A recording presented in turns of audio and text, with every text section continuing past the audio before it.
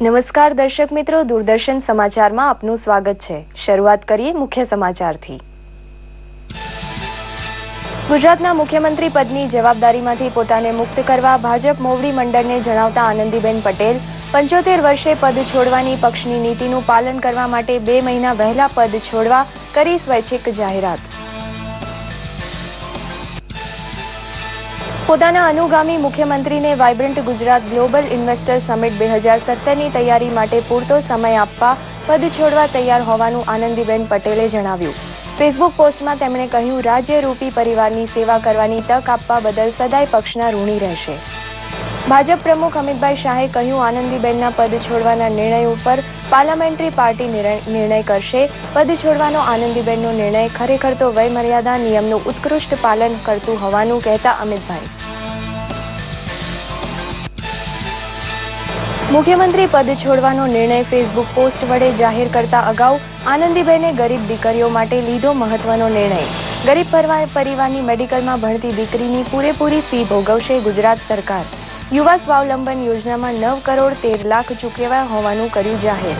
ગુજરાત માનવ અધિકાર પંચના અધ્યક્ષ તરીકે નિવૃત્ત ન્યાયાધીશ ભગવતી પ્રસાદની વરણી કરતા રાજ્યપાલ, ઝારખંડ વડી અદાલતના પૂર્વ મુખ્ય ન્યાયાધીશ ભગવતી પ્રસાદ ધરાવે છે દીર્ઘકાલીન કાનૂની અનુભવ।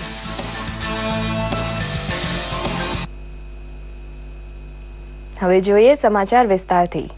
ભાજપ મોવડી મંડળને પત્ર લખીને આનંદીબેન પટેલે વિનંતી કરી છે કે પોતાને વહેલી તકે આ જવાબદારીમાંથી મુક્ત કરવામાં આવે।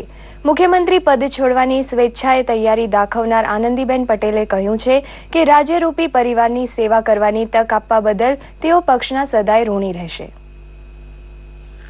સાદર નમસ્કાર। છેલ્લા 30 વર્ષથી ભારતીય જનતા પાર્ટીમાં કાર્યકર્તા તરીકે કામ કરતા કરતા મને અનેકવિધ જવાબદારીઓ સંભાળવાની તક મળી છે। સંગઠન તેમજ સરકારમાં પક્ષે મને ખૂબ જ અગત્યની જવાબદારી સોંપી છે, જેને હું મારું સદભાગ્ય માનું છું। મહિલા મોરચાની જવાબદારીથી લઈ મુખ્યમંત્રી પદ સુધી પક્ષના નેતૃત્વએ મારી પર વિશ્વાસ મૂક્યો, તે માટે હું ઋણી છું। કુશળ સંગઠક, દિગ્દ્રષ્ટા અને કર્મઠ આદરણીય શ્રી નરેન્દ્રભાઈ મોદીના નેતૃત્વ નીચે પહેલા સંગઠનમાં અને પછી સરકારમાં કામ કરવાની મને તક મળી, જેના કારણે સાતત્યપૂર્વક મારું ઘડતર થતું રહ્યું। છેલ્લા 18 વર્ષથી ગુજરાત સરકારના ખૂબ જ અગત્યના વિભાગોની કામગીરી કરતા કરતા અનેક રચનાત્મક સુધારાઓ કરી નવી પ્રજાભિમુખ યોજનાઓના સરળ અમલીકરણ દ્વારા પારદર્શિતા લાવવા પ્રમાણિકતા સાથે પરિણામલક્ષી કાર્ય કરવા સતત પ્રયત્નશીલ રહી છું। મે 2014માં ગુજરાત રાજ્યના પ્રથમ મહિલા મુખ્યમંત્રી તરીકેની જવાબદારી શ્રી નરેન્દ્રભાઈ તથા વરિષ્ઠ નેતૃત્વએ મને સોંપી, તેને હું સમગ્ર ગુજરાતની મહિલાઓનું ગૌરવ ગણું છું। શ્રી નરેન્દ્રભાઈ ગુજરાતના મુખ્યમંત્રી તરીકે 12 વર્ષથી વધુ સમય સુધી રહ્યા અને તેમની જગ્યાએ મારી પસંદગી થઈ। તે સ્વાભાવિક રીતે જ આકાશના તારા ગણવા જેવું કઠિન કાર્ય હતું, પરંતુ મને એ વાતનો ગર્વ છે કે તેઓએ ગુજરાતના વિકાસની કંડારેલી કેડી એ જ ઝડપથી આગળ વધારવામાં હું ક્યાંય પાછી પાડી નથી। ભારતીય જનતા પાર્ટીની વિચારધારા, સિદ્ધાંતો અને શિસ્તબદ્ધતાથી પ્રેરાઈ હું પક્ષમાં જોડાઈ હતી અને આજ સુધી તેનું પાલન કરતી રહી છું। છેલ્લા થોડાક સમયથી પક્ષમાંથી 75 વર્ષની ઉંમર પછી વરિષ્ઠ કાર્યકર્તાઓએ સ્વૈચ્છિક જવાબદારીમાંથી મુક્ત થવાનું સ્વીકારી આગવી પરંપરા ઊભી કરી છે, જે સૌ માટે ઉદાહરણીય અને અનુકરણીય છે, જેના કારણે આવનારી પેઢીને કાર્ય કરવાની તક મળે છે।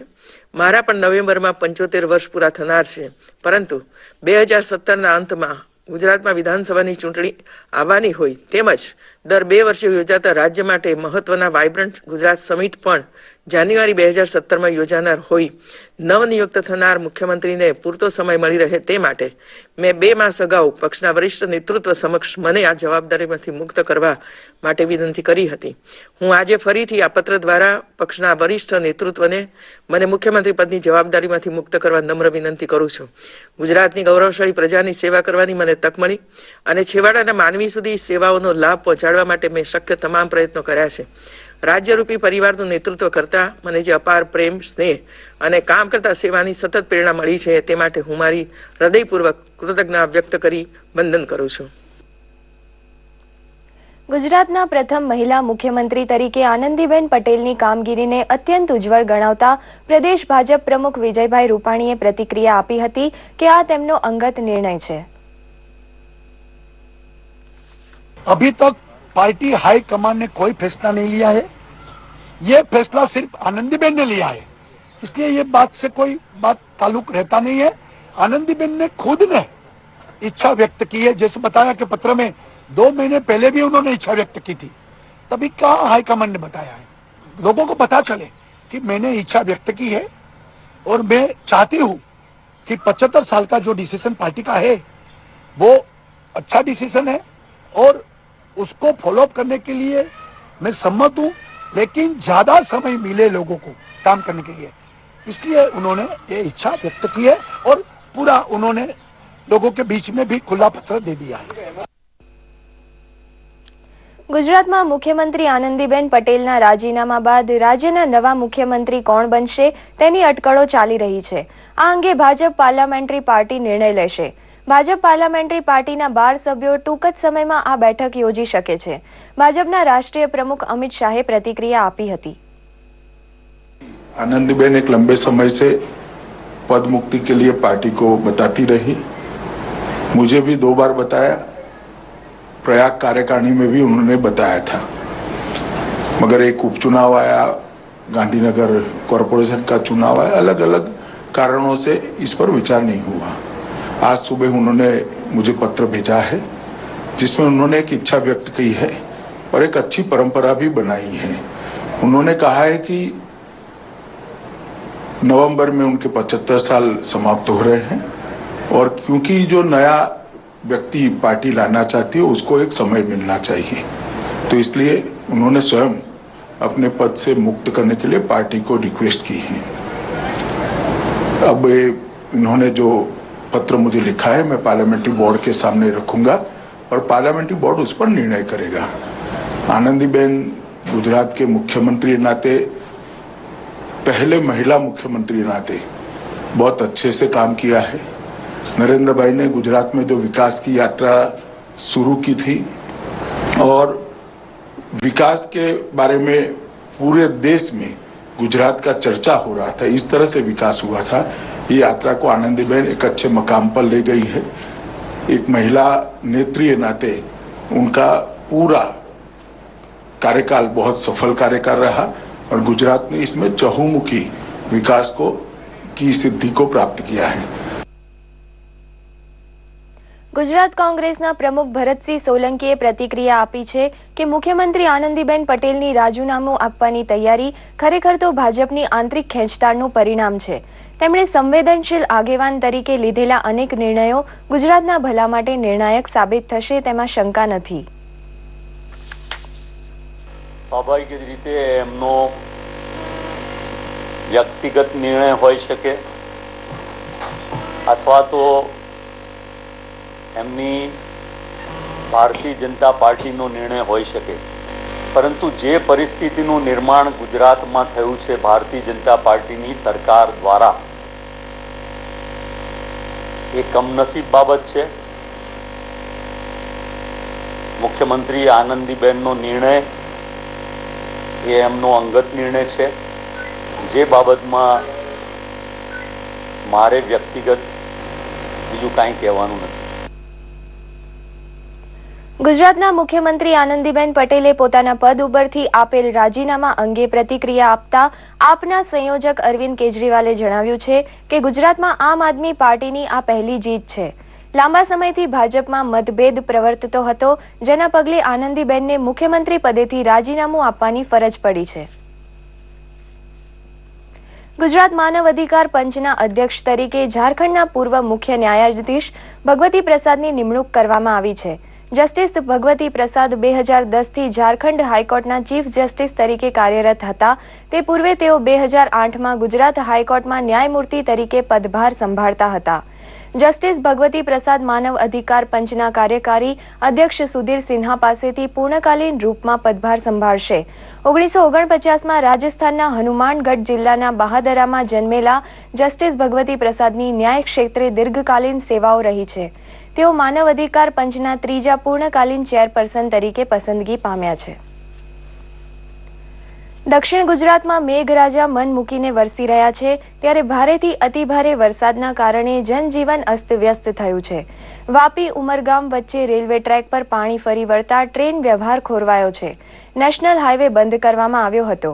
વાપી ભિલાડની રેલવે લાઇન પર પાણી ફરી વળતા અપ તથા ડાઉન લાઇનની બધી જ ટ્રેનો સેક્શનમાં ઊભી રહી હતી તથા ટ્રેકના રિપેરિંગ બાદ સવારે ટ્રેન વ્યવહાર શરૂ કરાયો હોવાનો અહેવાલ છે.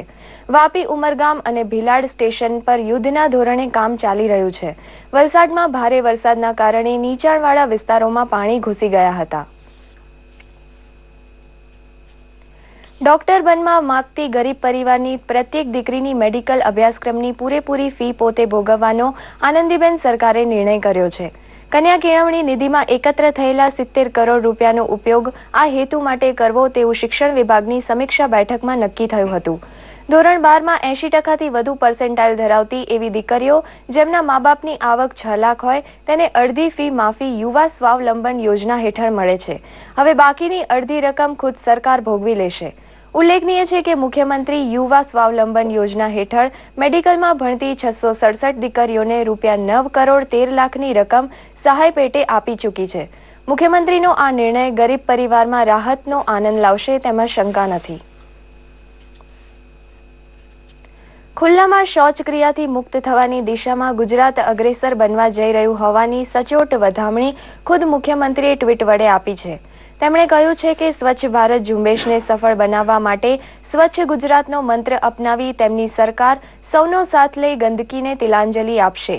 સ્વચ્છ સમાજનું નિર્માણ કરવાની નેમ ધરાવતા મુખ્યમંત્રી આનંદીબેન પટેલે જાહેર કર્યું છે કે આગામી 2 વર્ષમાં ગુજરાત ખુલ્લામાં શૌચક્રિયાથી મુક્ત રાજ્ય બની જશે.